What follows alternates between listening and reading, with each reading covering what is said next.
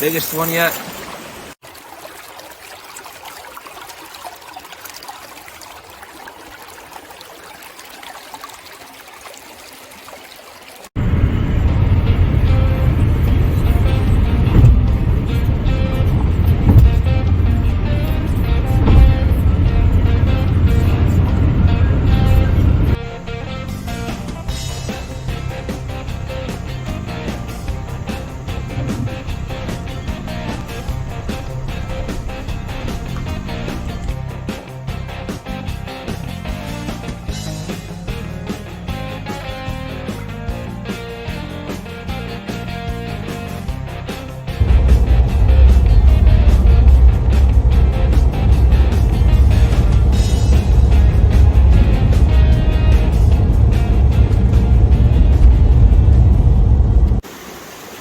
Hello guys, we're in Mountain, Wisconsin, fishing some inland trout streams. We're targeting Brook Trout today, and so this is our fly rod, but we're not really going to be whipping it like kind of like stereotypical with trout fishing. Basically, like the tactic that we're going to use is we're going to let the line float in the water over the stream. So we're going to use the pole to put the line to the current. And we have like a 5-foot monofilament leader for the orange floating line. And we're just going to attach a worm to it and let it float downstream. And we're going to fish like the eddies where the water kind of stops motion and swirls. And we target some brook trout there. And the bag limit for this stream is 3 brook trout per day. They have to be 8 inches, but we're going to practice catch and release today just because of how small the fish are that we catch here. So, tune in.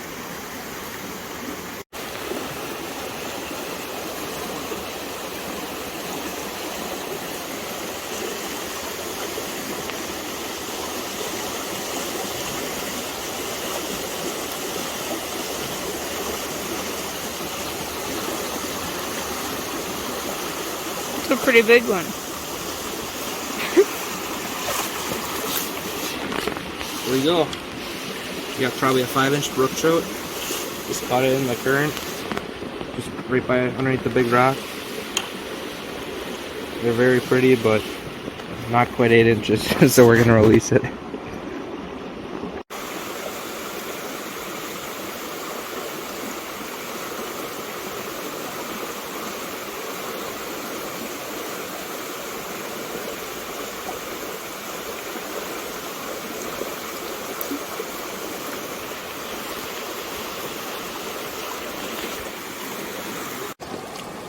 There we go.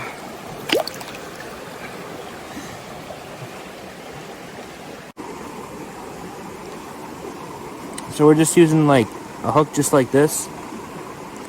Just a simple eagle claw hook. And then just a little piece of worm. Just throw it on the hook. And we're just letting this flow down in the stream. And this is how we're catching the brook trout.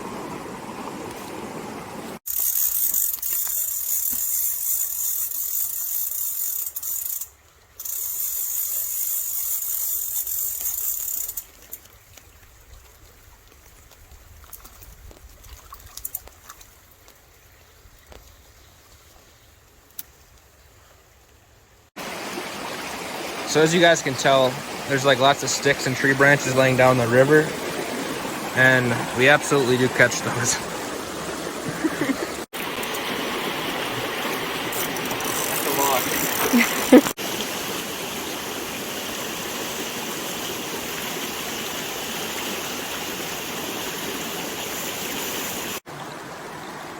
Alright, so I'm standing in the river because we just got a snag.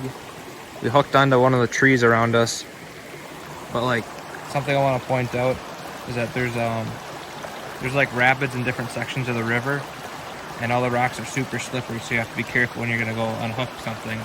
But the rapids create bubbles, and then the bubbles like just pile up, and then there's just piles of foam in the river.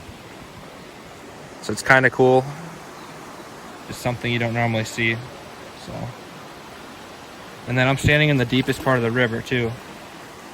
Or like one of the deeper pockets. And it's just barely past my knees. So the water's super cold. Probably like 45, 50 degrees. Pretty much ground temperature water.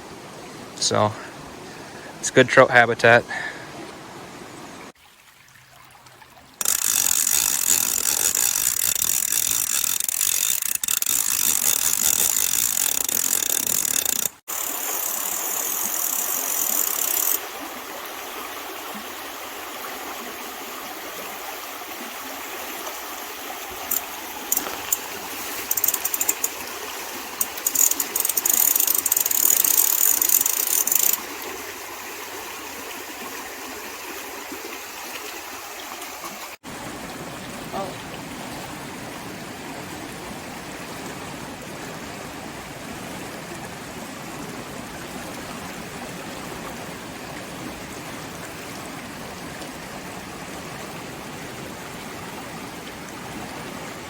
Oh, that's a big one.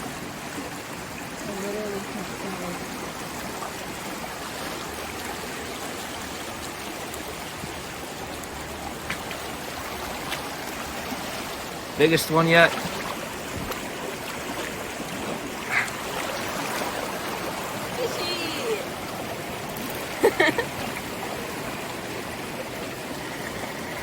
So this is the one that we just caught. We think it's the biggest one that we've caught today. Get him leather up here. Get a measurement on him, just so you guys know how small of trout we're catching right now.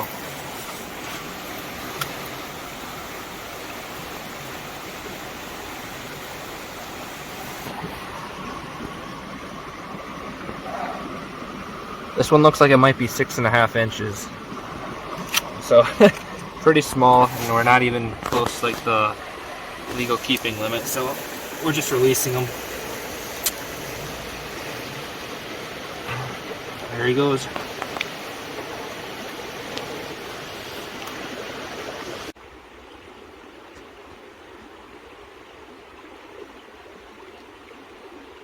I have one on, but it's swam around the log.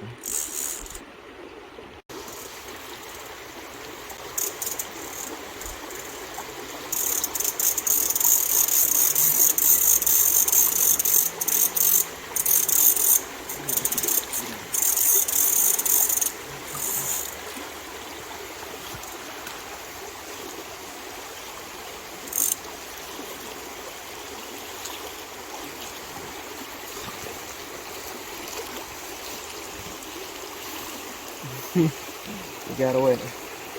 Oh, I didn't realize he got away. Is he okay? Yeah, he must be. He took the worm. Did he? Yeah, he took the worm.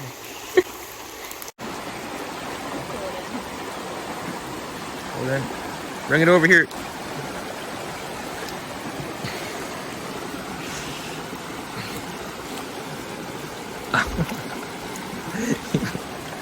There we go.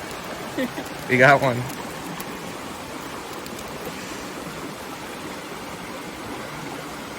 Beautiful brook trout.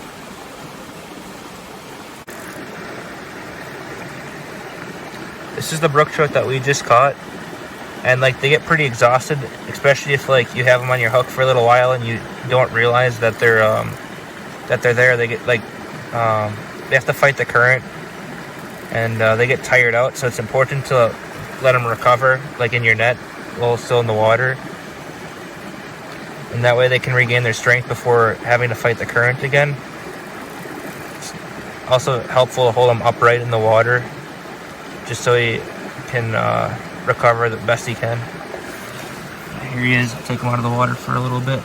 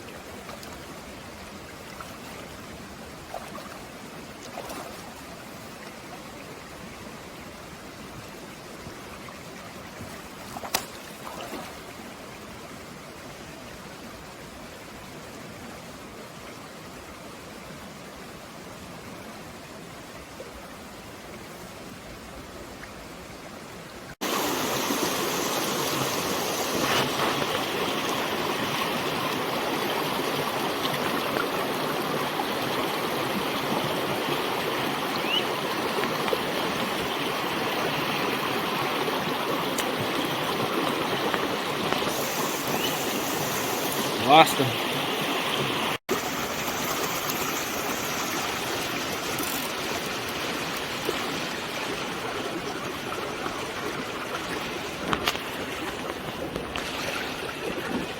Get a video.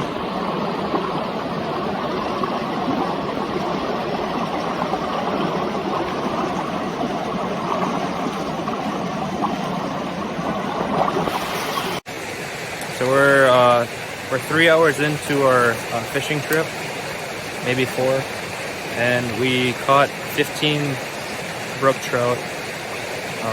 No other species, just brook trout. I'd say the average fish might have been like about 5 inches, and we did get 2 fish that were definitely over 6 inches, but that's not really anything to brag about. And we've probably had about an equivalent number of fish catches as we have log catches, so we're probably at 15 log catches as well.